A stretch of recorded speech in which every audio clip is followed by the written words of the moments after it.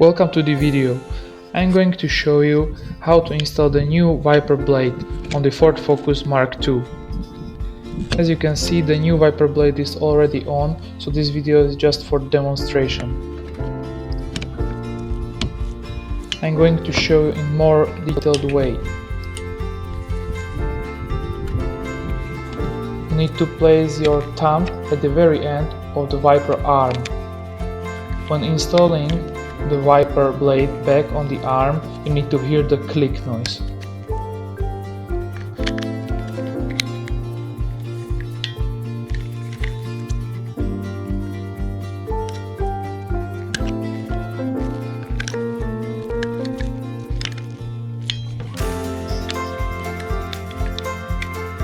I hope you find this video helpful.